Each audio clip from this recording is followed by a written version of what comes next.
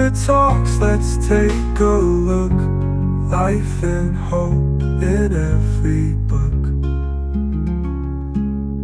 Welcome, dear listener. Today we're embarking on a journey into the ancient world, looking at something truly profound: the intertwined themes of gratitude and humbleness. And we're seeing these through the remarkable life and the very words of King David, the revered author of so many Psalms. It's a really great topic. Yeah, it's a unique opportunity, I think, to peer into the heart of a figure whose words, well, they still resonate across millennia, don't they? They really do, and it's a truly fascinating exploration because these aren't just, abstract concepts or philosophical ideas that David just mused upon. Right. They are deeply, irrevocably rooted in his lived experience, his trials, his triumphs, his most intimate relationship with the divine. Yeah. Our sources for this deep dive are direct excerpts from the Psalms themselves alongside their accompanying scholarly notes. And these offer us, well, an unparalleled window into how these virtues were forged in a king. And what they might mean for us even now. Thousands of years later. Yeah, that's it. What we're doing here is a meticulous deep dive into these sources to extract those crucial nuggets of knowledge, those genuine aha moments, so that you, our listener, can truly understand what shaped the character of a king whose raw, honest words continue to speak to the human condition. It's about getting beyond the surface, isn't it? Totally. Truly appreciating the spiritual depth of his leadership and his personal faith. And as we unpack this, you'll see clearly how David's extraordinary journey from the most humble of beginnings as a simple shepherd boy to the powerful and legendary kingship of Israel was profoundly marked by an unwavering reliance on a higher power. That reliance seems key. It absolutely was. It was this absolute foundational reliance that cultivated in him both a profound sense of gratitude for every blessing and an enduring, remarkable spirit of humbleness, even when he had immense power and responsibility. Okay, let's unpack this then. We begin our journey by looking at David's humble beginnings and how God made such an unexpected choice in elevating him. Yeah, it's the classic unlikely hero story in many ways. It really is. The unlikely king. When we typically imagine royalty, our minds often conjure images of someone born into privilege, perhaps trained from birth for leadership. Steeped in courtly traditions, all of that. Exactly. But David's background was anything but that. He was a shepherd, the youngest son in his family, seemingly miles away from the halls of power and political intrigue. Indeed. And this narrative consistently points to a core biblical principle: God's tendency to choose the unlikely or the lowly as instruments for his purposes. We see that again and again. It's a recurring motif that really challenges human expectations of greatness. If we turn to Psalm 78, verses 67 through 71, it paints this picture so vividly. Yeah. It describes how God rejected the tent of Joseph, which is sort of a poetic reference to the northern tribes and their initial prominence. Right, their early importance. And then chose the tribe of Judah, David's own tribe, to be his chosen lineage. And within that tribe, it emphasizes that he specifically chose David, his servant. His servant? Yes. Bringing him directly from after the ewes. I mean, that's a very direct, grounded image of him tending sheep to shepherd Jacob, his people, and Israel, his inheritance. Wow. That's a truly stark contrast. An ordinary shepherd boy elevated to rule an entire nation. What does that tell us about divine selection? Well, it tells us that divine selection operates on a completely different set of criteria than human selection, doesn't it? It really does. And what's truly remarkable here, what Psalm 78.72 really brings into sharp focus, is that God's choice wasn't based on human status, on noble birth, or even on, conventional displays of military might or political savvy. None of the usual metrics. No. Instead, it explicitly tells us that David was chosen based on the integrity of his heart and his skillful hands. Okay, integrity of heart and skillful hands. So it's not about where you start in life or the advantages you possess, but the inner character you cultivate and the faithfulness you demonstrate, even in seemingly insignificant roles like tending sheep. So those skillful hands weren't necessarily warrior hands at that point. Probably not yet. More likely capable hands, diligent hands, faithful in the task he was given, however humble. That's a crucial distinction. It is, and this early life, especially his profound dependence on God, served as an unshakable bedrock for his developing humbleness. How so? Well, Psalm 22, verses 9 and 10, offers this profoundly intimate, almost visceral declaration from David. Upon you I was cast from the womb. From the womb of my mother, you have been my God. Wow. This isn't just a casual acknowledgement of God's existence. It's a deep-seated, lifelong connection to God as his earliest and most fundamental reality. It speaks to an immediate, inherent dependence. Cast from the womb. That's an incredibly powerful image, isn't it? It really is. It implies an immediate, utter dependence right from the very first breath. So this wasn't something David maybe intellectualized later in life. It was woven into the very fabric of his existence. Exactly. A constant primal reminder of his absolute reliance on God. It's hard to imagine pride flourishing in a person whose earliest understanding is one of total dependence from birth. It really bypasses any notion of being self-made. Yeah. Precisely. This deep-seated, lifelong connection to God as his earliest reality would naturally instill a profound sense of absolute dependence and, by extension, an enduring spirit of humbleness. It framed everything. It framed everything in his life through the lens of divine provision and grace, creating a profound contrast with any notion of self-reliance or pride that might otherwise emerge from his personal strength or, his eventual kingship. Right, even when he got powerful. Especially then. This foundational truth profoundly shaped his entire perspective, anchoring him even when he held immense power. It allowed him to view his throne not as an earned right, but a divine gift. Which is a truly humble perspective for a monarch. Absolutely. That sets the stage beautifully for our next section, the core of gratitude in David's Psalms. It's hardly surprising, then, that a life so profoundly shaped by such immediate foundational divine intervention would lead to an overwhelming and continuous outpouring of praise. It makes perfect sense. When you read the Psalms attributed to him, David's immediate and most frequent response to God isn't a request for something, it's almost always thanksgiving. It just pours out of him like an irrepressible wellspring. It truly does. We see this bursting forth in Psalm 9, verses 1 and 2. I will thank the Lord with all my heart. I will tell about all your amazing deeds. I will be happy and rejoice in you. I will sing praises to you, O Sovereign One. That's not quiet gratitude. No, this isn't a subdued, quiet, private thank you. This is an exuberant public proclamation. The Hebrew really uses what are called cohortative forms, which express the psalmist's resolve to praise God publicly. Ah, interesting. So it's intentional.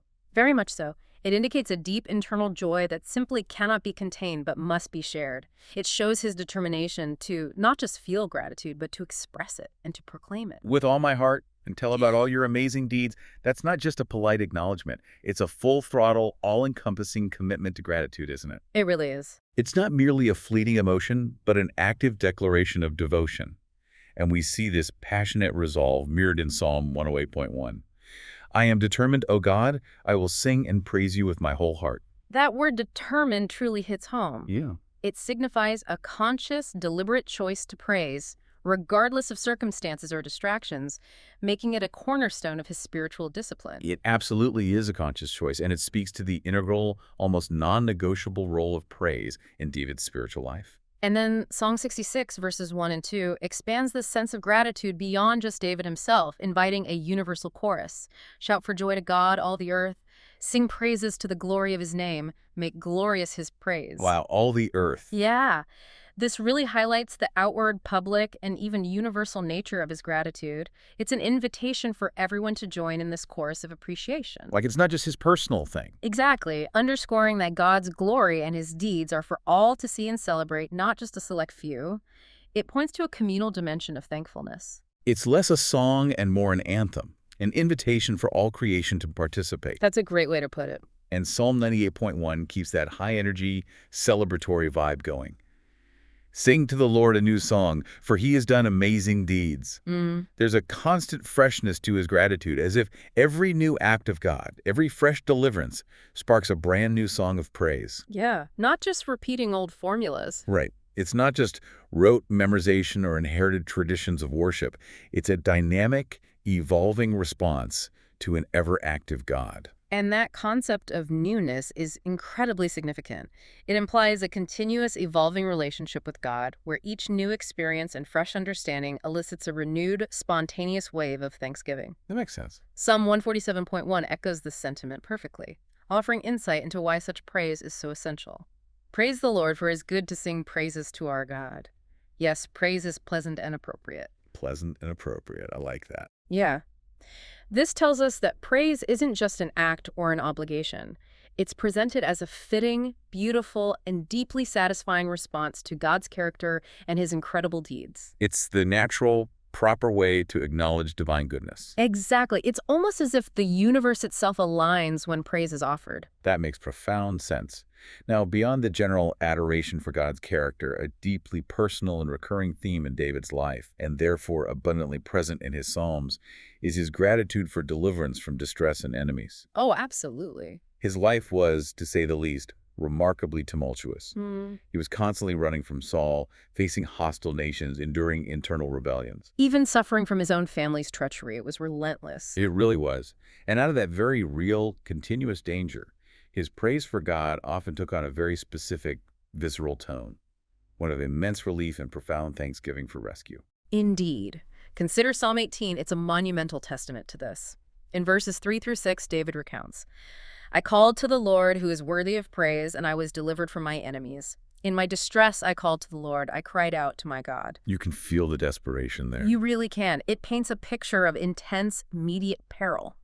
And then a few verses later, in 17 through 19, he elaborates on the specifics of the divine rescue. He rescued me from my strong enemy, from those who hate me.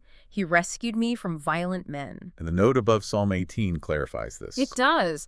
The very superscription says this particular psalm was written after God delivered him from all his enemies and from the hand of Saul. Wow. This isn't abstract. It's a direct, deeply felt response to tangible, life-saving salvation from specific, relentless threats. That truly grounds it in his personal, often harrowing experience. Yeah. It's not abstract theological gratitude. It's born from a life-or-death situation time and time again. After being hounded by Saul for years, living as a fugitive, after constant battles, to be delivered and then sing about it with such fervor that's profoundly powerful. It absolutely is. And Psalm 28.7 perfectly captures the immediate emotional impact of such a deliverance. I am rescued and my heart is full of joy. I will sing to him in gratitude. That pure relief and joy. Yes, it's that visceral reaction of relief, exhilaration, and overflowing thankfulness, a spontaneous burst of joy. That joy is undeniably a direct consequence of rescue from an impossible situation. Definitely. Similarly, Psalm 34, verses 4 and 6, states with such clarity, I sought the Lord's help, and he answered me. He delivered me from all my fears. This oppressed man cried out, and the Lord heard. He saved him from all his troubles. Even as king, he calls himself the suppressed man. Yes, showing that vulnerability and dependence never fully left him. David's life, even as king, was punctuated by moments of intense fear, trouble, and opposition. And each deliverance, whether from an army or a personal adversary, deepened his resolve to praise and trust. So his gratitude was a direct reflection of God's consistent intervention. It really was. It speaks to the ongoing, dynamic nature of his faith, doesn't it? Not a one-time miraculous event, but a continuous cycle. Distress, fervent calling out to God, miraculous deliverance, and then an inevitable overflowing gratitude. That's a great summary of the pattern. Psalm 54, verses 4 and 7, provides another clear and concise example. God is my helper. God delivered me from all my trouble. Simple, direct. Very. And his response is immediate and proportional, extending beyond mere words. I will offer you a free will sacrifice. I will give thanks to your name, O Lord, for it is good. A free will sacrifice. What's the significance there? Well, the concept of a free will sacrifice here is significant. It isn't a transactional offering like, okay, God, here's my payment. Right, not quid pro quo. Rather, it's a spontaneous, overflowing act of worship stemming from the unmerited goodness and grace he has experienced.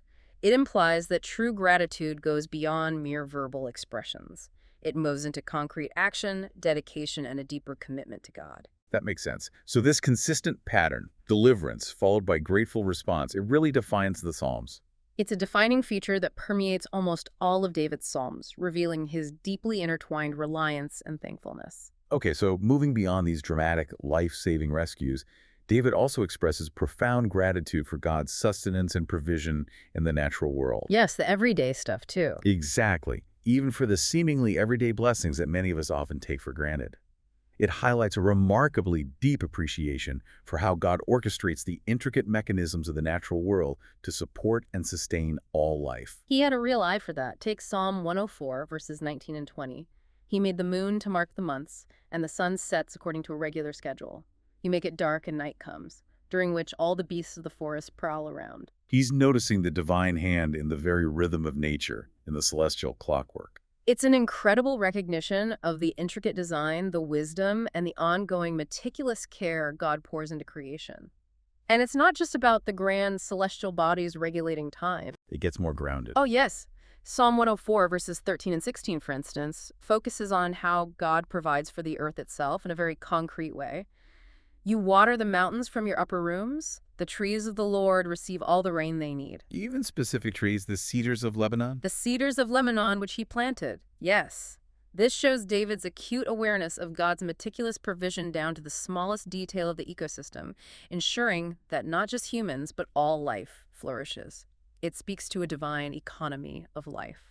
And it culminates in this incredible, almost poetic picture of abundance in Psalm 65, verses 9 through 13. That's a beautiful passage. It describes God actively preparing the earth, providing grain, watering the furrow, softening the ground, blessing the crops. The result is so vivid and full of joy. The meadows of the wilderness overflow. The hills are robed with joy. They shout and sing for joy. The land itself is celebrating. Exactly. It's an entire landscape bursting with life and gratitude. Because of God's provision, the very land personified in joyful response. It truly connects the seemingly mundane, like rain and agriculture, to the miraculous divine hand. What's truly fascinating here is how David perceives God's hand in all aspects of creation, translating the agricultural cycle and the rhythms of nature into profound spiritual truths. It gives a different lens on the world. It does. This holistic appreciation leads to a deeper, more pervasive sense of gratitude for the everyday blessings that are so often overlooked. This isn't just about mere survival, it's about the flourishing of all life, and recognizing that flourishing as a direct, consistent gift from God. Which prompts this joyful response. Yes, a joyful, even shouting response from the very land and its inhabitants. It's a deep ecological spirituality, really. And perhaps one of the most central and profound points for understanding both gratitude and humbleness in David's Psalms is his thanksgiving for forgiveness and compassion. Yes, this is huge. This isn't just about God's immense power to deliver or provide. It's about his divine willingness to overlook, to forgive, and to extend mercy despite human failings and sinfulness. Which feels especially poignant given David's own acknowledged moral struggles. Definitely. This is truly foundational, perhaps the deepest wellspring of his gratitude. Psalm 103, often affectionately called the Bless the Lord, O my soul psalm, A classic. is a masterclass in this, a comprehensive declaration of divine compassion. Verses 2 through 5 begin with an outpouring of personal praise. Praise the Lord, O my soul, and do not forget all his kind deeds. He forgives all your sins. He heals all your diseases. That's a whole list of benefits. He redeems your life from the pit, crowns you with loyal love and compassion. He satisfies you with good things. This is an immediate, heartfelt outpouring of gratitude for God's redemptive and restorative work in a person's life, going beyond the physical to the spiritual. But it goes even deeper than that, acknowledging human weakness, doesn't it? It does. Because then, in verses 8 through 10, and especially 14, Psalm 103 says, "The Lord is compassionate and merciful. He is patient and demonstrates great loyal love. He does not always accuse and does not stay angry." Which is incredible in itself. He does not deal with us as our sins deserve. He does not repay us as our misdeeds deserve. And then that line, "For he knows what we are made of. He remembers that we are dust." That line, "he remembers that we are dust," is just, wow. It's a profound, almost heartbreaking acknowledgement of human frailty, yet it's presented as a source of comfort, not despair. Right, because he knows, he understands. It is a profoundly humbling and comforting statement. Recognizing God's immense compassion and mercy, particularly in light of our human sinfulness, our transience, our inherent limitations, that's what truly deepens gratitude and fosters genuine humbleness. It's not just forgiveness, but understanding. A divine understanding of our very essence, our fundamental limitations as created beings. Psalm 106.45 reinforces this astonishing truth, even when the nation of Israel repeatedly failed and lacked humbleness, straying from God's path. Which they did, often. He remembered his covenant with them and had pity according to his great loyal love. His compassion is tied to his own unwavering faithfulness, not our perfect obedience. And David himself was certainly no stranger to personal sin and moral failure, was he? Not at all. His life, even as king, was marked by significant, well-documented moral lapses. Yet in Psalm 32.5, he clearly articulates the path to experiencing that profound forgiveness and the subsequent overwhelming gratitude. I confess my wrongdoing to you, and you forgave the guilt of my sin. The confession comes first. Yes, this act of confession, of laying bare one's faults and weaknesses before an all-knowing God, is the very doorway to experiencing that divine compassion, and therefore to heartfelt, unburdened gratitude. It's a beautiful redemptive cycle. It absolutely demonstrates that true gratitude for forgiveness is inextricably linked to humble admission of guilt. You can't really have one without the other. No. Without that initial act of humbleness, the raw, honest acknowledgement of our own wrongdoing and need for grace, the depth of divine compassion cannot be fully grasped, and the ensuing gratitude remains superficial. It's the breaking of pride that allows the floodgates of gratitude to open. That makes perfect sense. And speaking of humbleness, let's now dive into section 3. The profound nature of humbleness in David's Psalms. Okay. It's not just about gratitude for what God does for him, but a deep foundational understanding of who David is in relation to God. His self-perception before God. Exactly. A cornerstone of biblical humbleness, and something David frequently returns to with stark realism, is the raw acknowledgement of human frailty and mortality. This is utterly fundamental to his worldview. Psalm 39 verses 4 and 5 offers a stark yet liberating reminder of this truth. O Lord, help me understand my mortality and how short my life will be. Indeed, my life is but a breath. A breath. So fleeting. It really is. And this isn't a morbid dwelling on death or a descent into despair, but a clear-eyed, realistic perspective that puts human existence in its proper, fleeting context against the backdrop of eternity. It's a prayer for perspective. Yes, for wisdom to truly grasp his own temporary nature and to live accordingly. My life is but a breath. That's such a striking, concise image.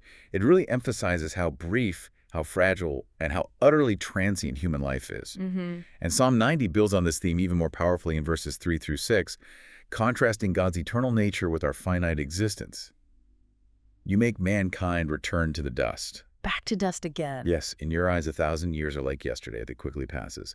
You bring their lives to an end and they fall asleep. They're like grass that sprouts in the morning. The imagery is so potent. Grass sprouting, gone by evening. It powerfully highlights God's timelessness against our fleeting presence. Underscoring our complete dependence. Absolutely. Dependence on Him for our very existence. And this profound contrast isn't meant to be depressing, is it? Not at all. On the contrary, when we grasp our inherent frailty and mortality, as Psalm 103.14 reminds us again, for He knows what we are made of. He remembers that we are dust.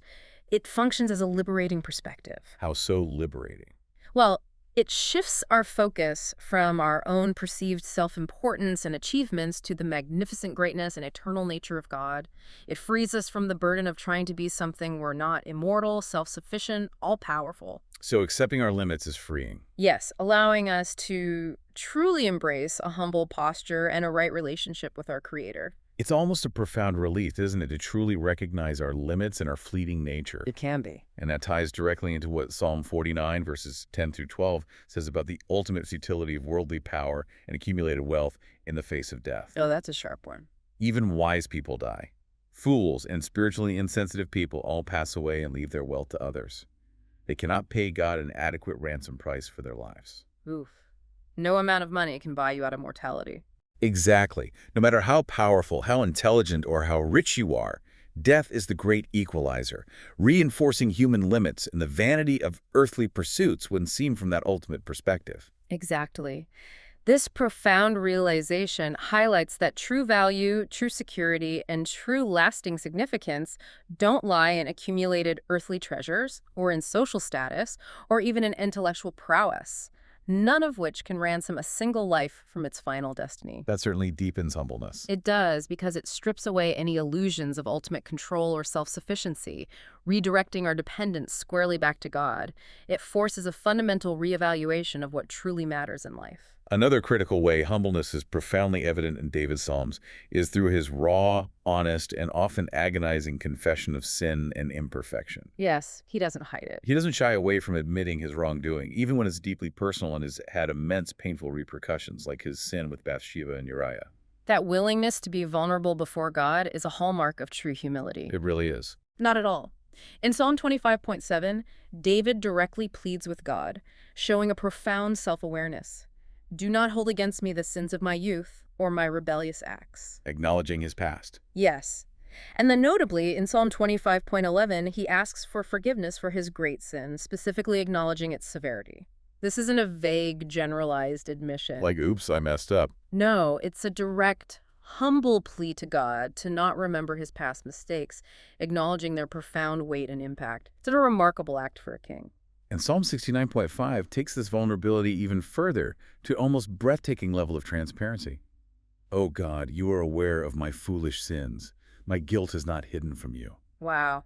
Just laying it all out there. Totally. This isn't just asking for forgiveness. It's a profound admission to an all-knowing God that he has no secrets, no hidden faults or transgressions that God isn't already intimately aware of. It's truly bearing his soul, exposing his deepest failings without reservation. It is indeed a profound act of vulnerability and transparency before the divine. And then, in Psalm 19, verses 12 and 13, David goes beyond even conscious wrongdoing, asking, "Who can discern errors? Declare me innocent from hidden sins." Hidden sins, sins he doesn't even know about. Exactly. And then, even more profoundly, from presumptuous sins. This highlights a truly radical humbleness, acknowledging unconscious faults, the sins of ignorance, and even prideful, deliberate sins. That's deep self-examination. It demonstrates an acute self-awareness, recognizing that even with the best intentions, human beings are prone to error and have internal motivations they may not even perceive themselves. So it's not just about the big, obvious headline-making sins, but a deep-seated desire for God to cleanse even the ones he might not recognize himself. The hidden ones that subtly influence his character. This truly connects to the idea that genuine self-awareness, an honest, unflinching appraisal of one's own capabilities, motivations, and inherent failings, inevitably leads to a deep, profound humility before a holy God. It's a recognition that without divine help and discernment, we are truly lost, even in our best efforts. This self-awareness and confession leads us naturally to another critical aspect of Davidic humbleness, his absolute and unwavering dependence on God, not on self or human might. Yes, this is huge for him. This is a recurring, almost countercultural theme throughout the Psalms, especially profound for a king renowned for his military prowess and strategic genius. Exactly. It's so counterintuitive, especially for a powerful monarch with vast resources. Psalm 127.1 famously states, "A truth that echoes through time. If the Lord does not build a house, then those who build it work in vain." Such a well-known verse. And then it adds this incredibly poignant detail. "It is vain for you who eat the food of hard work he gives to his beloved sleep." Wow. Even sleep is a gift. This carries a profound implication. Human effort, no matter how diligent, how hardworking, or how well-intentioned, is ultimately meaningless and futile without God's blessing and active involvement. It strips away any sense of self-made achievement and emphasizes divine grace even in our rest. It truly emphasizes that all productivity, all peace, and even the ability to rest securely are ultimately gifts from God. Definitely. This profound dependence is powerfully contrasted with the reliance on military strength in Psalm 20, verses 7 and 8. "Some trust in chariots and others in horses, but we will praise the name of the Lord our God." A clear declaration of where his trust lies. They collapse and fall, but we rise up in triumph. This isn't just a statement of faith. It's a declaration of a radically different, divinely centered strategy for victory. One that directly challenges the conventional wisdom of his age. Chariots and horses were the tanks of their day. Right. It's a complete inversion of worldly power structures, isn't it? The reliance isn't on the tangible tools of war, the cutting-edge military technology, but on the invisible, omnipotent divine. Exactly. And Psalm 44.6 explicitly reinforces this deeply personal conviction. "I do not trust in my bow, nor does my sword deliver me." For a warrior king like David, who literally fought and won countless battles, that is an extraordinary admission of humbleness and complete dependence. It really is. It acknowledges that God and God alone is the true source of victory, deliverance, and ultimate security. This is a consistent message that defines David's leadership. He understands that his strength, his skill, and even the weapons he wields are merely instruments in God's hands.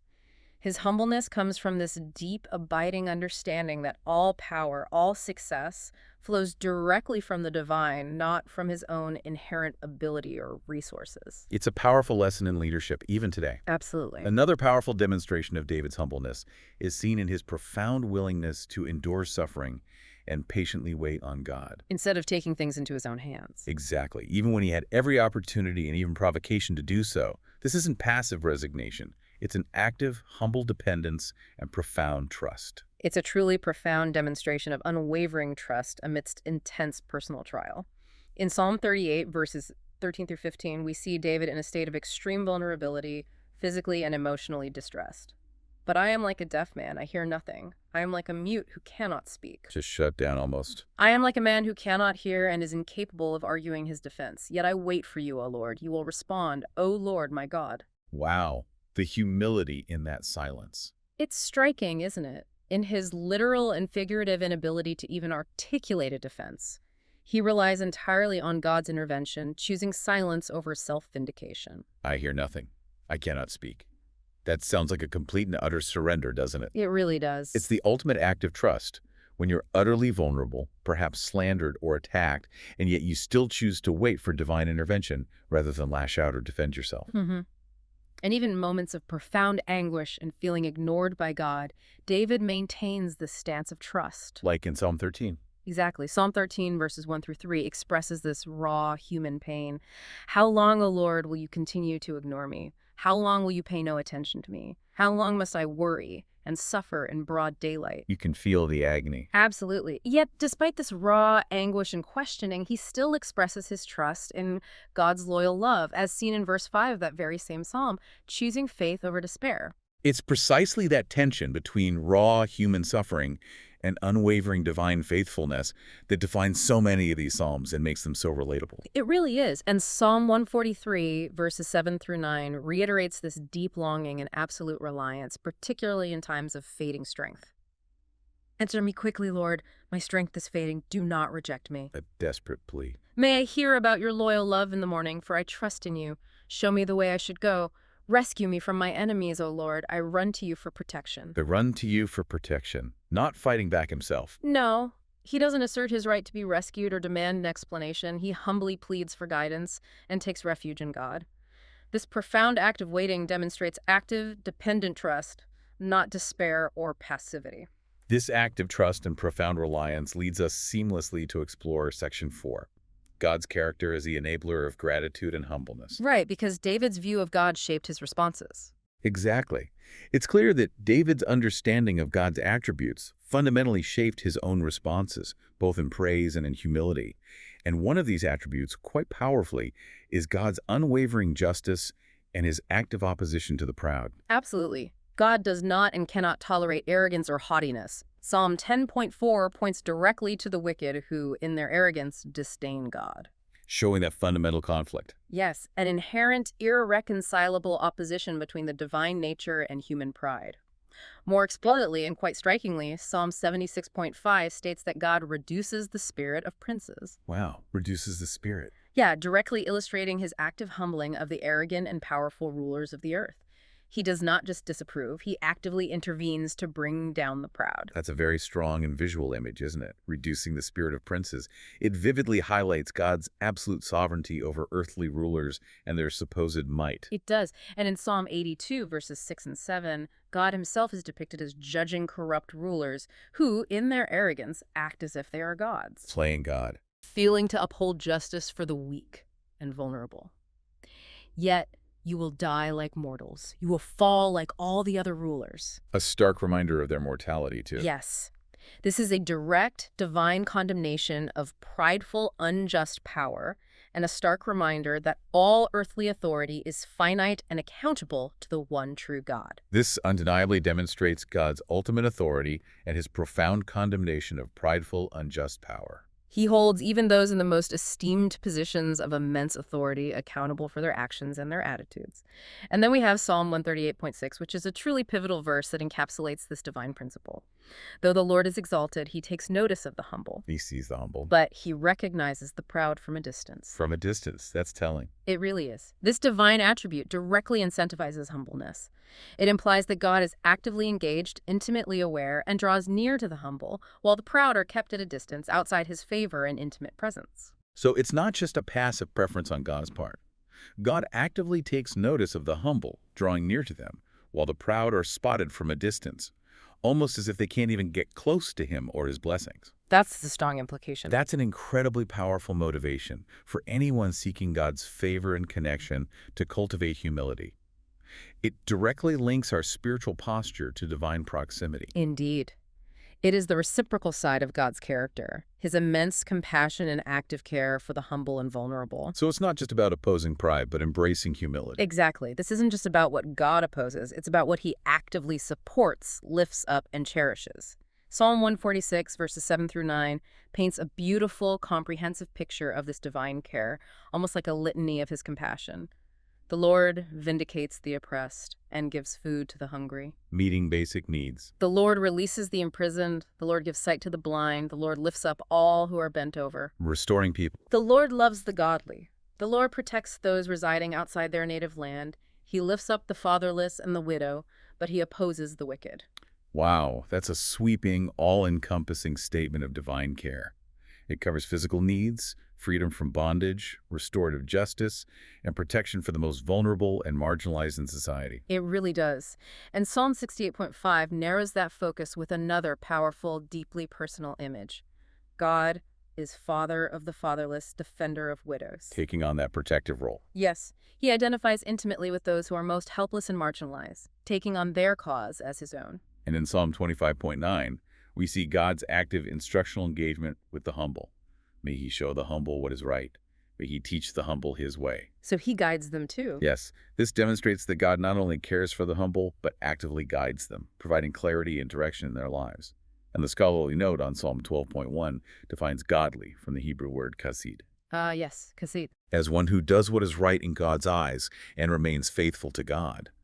This implies a continuous state of humble obedience and loyal devotion, which naturally draws God's favor and guidance. Which makes perfect sense. To truly be godly, to consistently do what's right in God's eyes, you almost have to be humble, constantly recognizing your place and his supreme authority. Yeah, the two seem linked. This deep understanding of God's character, both his unwavering justice against pride and his profound compassion for humility, truly forms the bedrock of David's enduring gratitude and his consistent practice of humility. And this leads us to the third crucial aspect of God's character that enables both profound gratitude and deep humbleness in David, his unfailing faithfulness and his covenant promises. The covenant, that's foundational. Absolutely.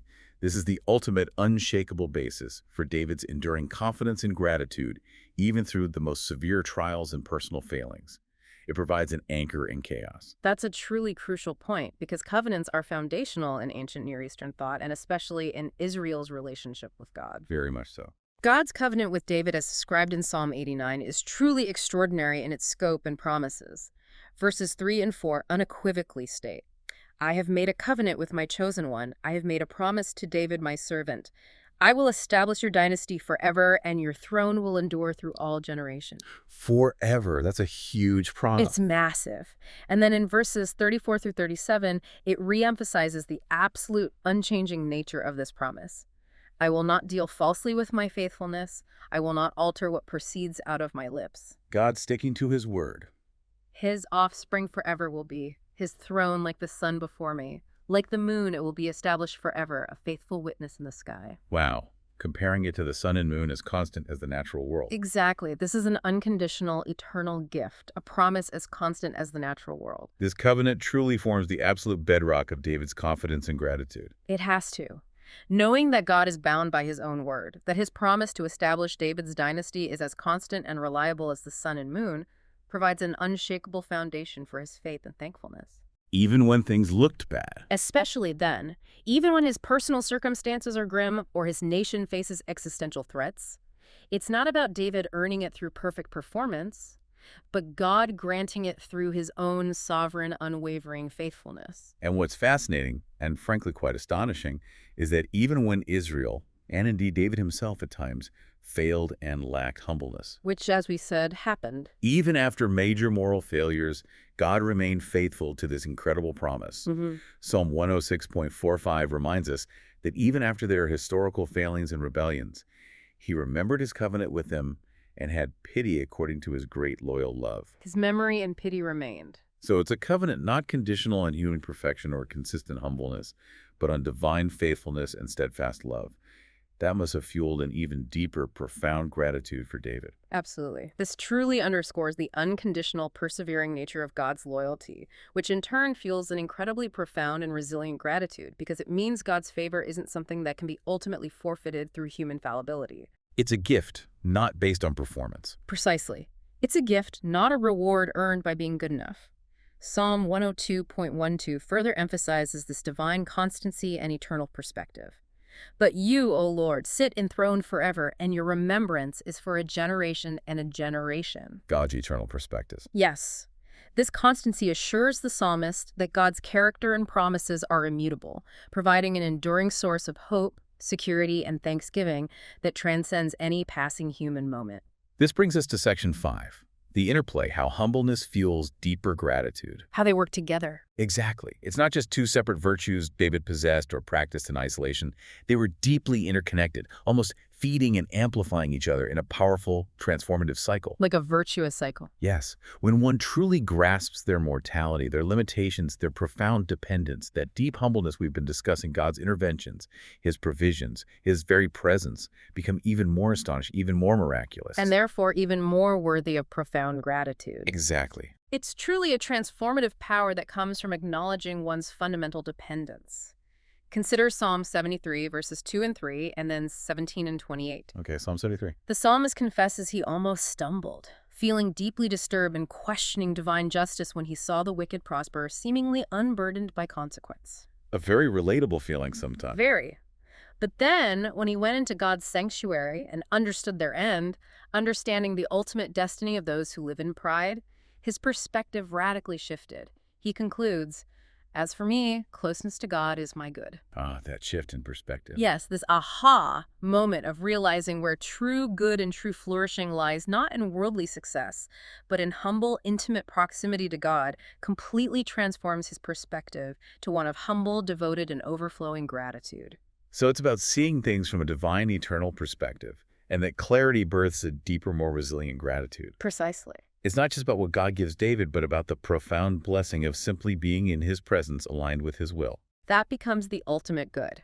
And this ties into the blessedness of the godly and humble, meaning God consistently rewards those who walk in integrity and humility. Okay, so there are tangible benefits too. Absolutely. God blesses those who walk in integrity and acknowledge their dependence. Psalm 1, verses 1 through 3, paints this picture clearly using a powerful natural metaphor. The tree by the water. Exactly. The one who meditates on God's law, living in humble obedience, is like a tree planted by streams of water, which yields its fruit in season and whose leaf does not wither. In whatever he does, he prospers. That image of constant nourishment and flourishing. Yes. This prosperity isn't just material wealth, though it may include it. It's a holistic, enduring flourishing, a deep spiritual vitality, which is a direct outcome of humble obedience and therefore a profound source of gratitude. Like a deeply rooted tree, always drawing sustenance, always flourishing, regardless of external conditions. That's the image. And Psalm 11.7 further confirms this divine principle. Certainly the Lord is just, he rewards godly deeds, the upright will experience his favor. Experiencing God's favor. And the scholarly note tells us that to see his face in this context means to have intimate access to his presence and favor, which is the ultimate blessing, a tangible sign of God's delight in and endorsement of the humble and upright. And that favor extends to a sense of security and a lasting inheritance, as powerfully highlighted in Psalm 37. Yes, Psalm 37 is full of this. Verses 29, 31, and 39 state, "The godly will possess the land and will dwell in it permanently. The law of their God controls their thinking, their feet do not slip. Stability and guidance. But the Lord delivers the godly, he protects them in times of trouble." This security, this enduring inheritance, and this divine protection are presented as great blessings, clear and direct outcomes of walking in humble obedience and trust. It's a picture of well-being that transcends temporary circumstances. It is.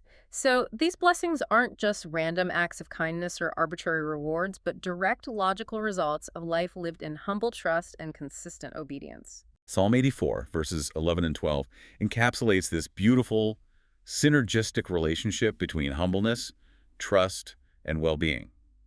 The Lord God is a sun and shield. The Lord bestows favor and honor. Sun and shield, provision and protection. He does not withhold good from those who walk with integrity. O Lord, who commands armies, how happy is the man who trusts in you.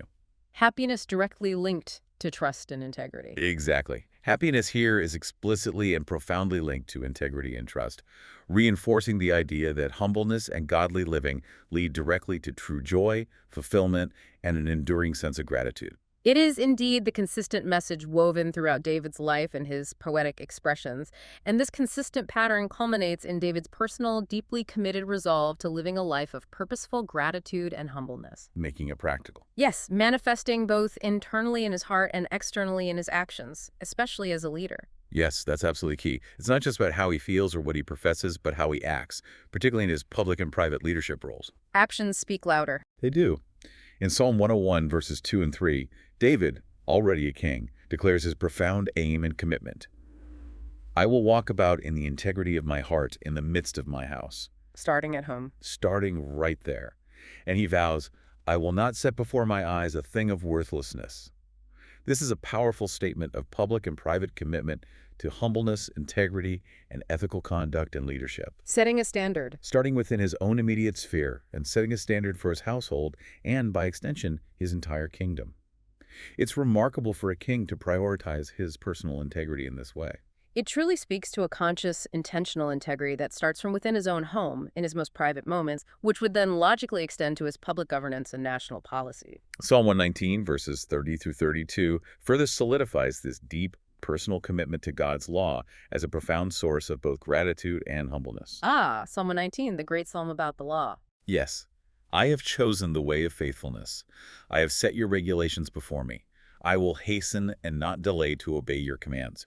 I have decided to obey your precepts, for they are my true delight. Obedience as delight, not burden. Exactly.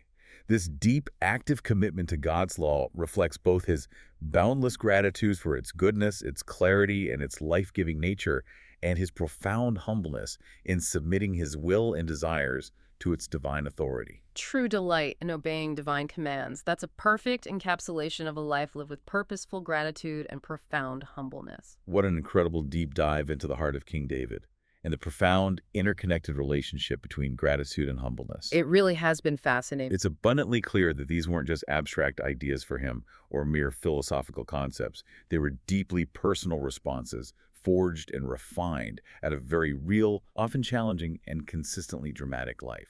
Indeed. We've journeyed through his story and his psalms, seeing how his constant acute awareness of his human limitations, his raw confession of sin, and his unwavering reliance on God in every conceivable circumstance. From shepherd boy to king. From the betrayal he faced to the immense power of kingship shaped a profoundly humble spirit. And from that humbleness, that profound self-awareness and dependence, flowed a boundless, heartfelt gratitude for God's unwavering faithfulness, his perfect justice, his infinite compassion, and his consistent, miraculous deliverance. It's almost like the more David understood his own smallness, his own fleeting nature as mere dust, as you said, the more he appreciated God's infinite greatness, his eternal nature, and his boundless love. And that understanding, that divine contrast, sparked an even deeper, more resilient thanksgiving. He wasn't afraid to be vulnerable, was he? Not at all. To admit his weakness, and in that very vulnerability, he found a profound, unshakable strength and an unending reason to praise. Precisely. The Psalms, through David's powerful and timeless words, teach us that true strength comes not from self-sufficiency or from worldly power, but from humbly acknowledging our weakness, our profound and utter dependence on God. And true joy. And true, lasting joy stems not from accumulating possessions or status, but from recognizing every good thing, every breath, every provision, every deliverance, every moment of forgiveness as a precious, undeserved gift from the divine. It's a perspective that transforms how we see everything. It really does. So as you go about your day, dear listener, what does this deep dive into David's life and the Psalms prompt you to reflect on? How might cultivating a deeper, more intentional sense of humbleness in your own life open the door to an even greater, more profound, and more enduring gratitude? Believer talks, let's take a look. Life and hope in every book.